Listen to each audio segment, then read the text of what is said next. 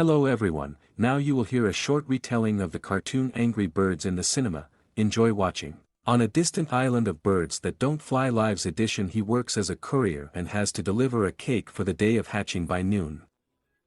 After passing through a natural obstacle course, Red finally reached the addressee. However, he scared the chick with his appearance, and his harmful father began to mock Red, refusing to pay for the cake. Red lost his nerve and smeared the cake on the customer's face, at the same time dressing him up in a clown costume. He completely broke up and accidentally stepped on a squirrel. The whole family strained so that the would-be courier did not fall on their egg, but the chick was distracted by a piece of cake and still broke the egg. Red is an orphan and an outcast. Since childhood, he has been bullied because of his huge thick eyebrows. For the rest of his life, the surrounding birds infuriated Red, and he never tried to restrain himself. But this time the explosive nature led to one of the most terrible crimes on the island, premature hatching of an egg.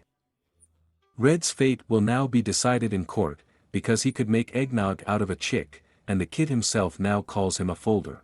Red has long since left the village of birds and lives separately. Other birds are not happy with him.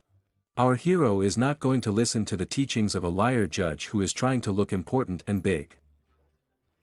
Red took off his mantle and showed everyone the bird stand on which he was standing. For this, the judge gave him the maximum possible punishment, namely anger management courses. Perhaps they really won't bother him, because literally every inhabitant of the island enrages Red. It was especially hard at the pedestrian crossing, when he had to miss a million chicks and a decrepit old woman walking at the speed of a snail.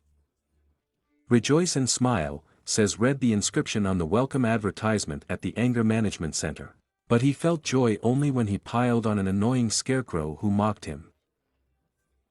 Cheerful Matilda introduces Red to other students. The yellow twitchy bird is Chuck. The ultrafast violator did not stop at the stop sign, and while the policeman was writing him a fine, he came to the station and trashed it, stole the cop's wallet and spent all the money, and even pooped on top of him. Okay, yeah, it wasn't ice cream. Thanks, Chuck, we get it. A huge bully Terrence did something that Matilda was even afraid to voice. A real maniac. Bombs is also a beginner. His problem is that when he gets upset or scared, he can bomb, that is, he really explodes like a bomb. Yoga should help students in anger management, but the bomb dancers pose only strained and he jerked. That was the end of today's lesson. Chuck would like to hang out with a new acquaintance, but a loner doesn't need friends, and he went home. Although it is clear that Red is jealous of those who have friends and family, everyone on the island knows that a mighty eagle protects them from enemies. However, no one has seen him for many years. He's probably as much a loner as Ed. The most ordinary day on Bird Island began.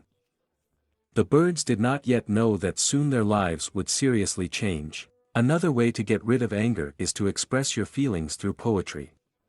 But Red, as always, went against the rules and didn't write anything. But Chuck's poem is dedicated to a stuffed animal that was destroyed by some evil scoundrel. By the way, a red feather was left at the crime scene and Red failed to frame Terrence. After saying goodbye to the stuffed animal and crushing its remains, the birds hurried to run to the shore. An unusual ship is approaching the island. The ship plowed the sand and the stone anchor was dropped right on the Credo Beach house, and he had been building it for 5 years. A green-bearded boar named Leonard came out of the technological ship to meet the birds. He and assistant Ross arrived from the pig world with gifts. Until that day, the birds were sure that there were no other islands. To prove that they arrived with good intentions, Ross began to hug everyone very tightly. A celebration was held in honor of the guests in the evening. The pigs brought a bunch of dynamite with them and blew it up right on the stage. There was a trampoline and a couple of pigs in the box. It's strange, but Leonard said there were only 2 of them on the ship. Another gift is a royal slingshot. Thanks to her, the birds will no longer have to carry things on themselves. You can just shoot them now. Leonard asked a volunteer to come on stage, that red one with giant eyebrows. Wright reluctantly approached the pigs. They put him on a rubber band and threw him out of here so that he wouldn't be nagging and asking to fix his house. Red landed near his house. Chuck immediately ran up to him and offered to explore the alien ship. Bomb joined them. The whole ship is littered with explosives. There are trampolines, cars and bright costumes in different cabins. Bombs started playing on the trampoline and fell under the floor, fell on a whole crowd of green pigs who were hiding here. Dissatisfied, Red returned to the festival and told the birds about the hundreds of pigs that this bearded boar was trying to hide alone for some reason. Hi there. Do you miss me, baby? Oh. Leonard took the floor and began to tell that he was just worried about his stupid relatives and first wanted to make sure that the island was safe for them. Leonard would like their peoples to live together, but apparently he crossed the line. However, the judge began to criticize Red. Apparently he did not heal. Angry Red went home, and the pigs staged a cowboy show. Green pigs flooded the island and even broke into Credo's house without asking. I wonder how much longer this will go on. Pot-bellied tourists explore the island. An egg caught Leonard's attention. He was eager to spend some wonderful moments with him and devour him, but Red demanded that the boar remove his hooves from him, and he also painted a picture. The task was to draw pain, and I took and drew your pain. I called this one catharsis. Meanwhile, another ship with pigs moored to the island. Are they going to stay here forever? For some reason, only Red cares about this question. He gathered his friends and asked them to help him find out what these greens were up to. They should find the mighty eagle and tell him everything. He lives on the Lake of Wisdom on a high mountain. During the difficult journey, the birds try to guess how the eagle's battle cry might sound.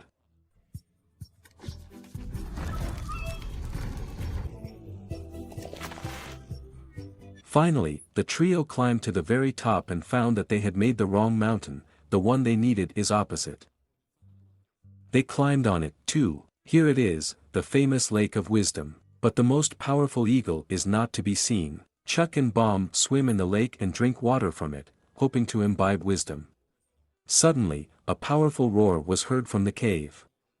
The great eagle came out of it and urinated right into the lake. Bomb got upset and started crying. The eagle turned out to be not mighty, but rather obese, and also a braggart. He shows the guests the hall of his heroism and promises that they will find his wisdom. The cave is littered with all sorts of garbage and awards, and the eagle himself sang them a song about his greatness. Pigs continue to introduce birds to different devices and announce them to a party that will take place this week. The streets were filled with dangerous smoking vehicles, and only Terence was left in Matilda's class. Red tried to tell the eagle about the pig problem, but he just got up and left the cave. He is more interested in peeping through binoculars for old ladies. But Red saw that pigs were laying dynamite in the houses of hospitable birds and asked the eagle to help cope with them. But the fat man is fine here. It's a pity, because he's the only bird that can fly.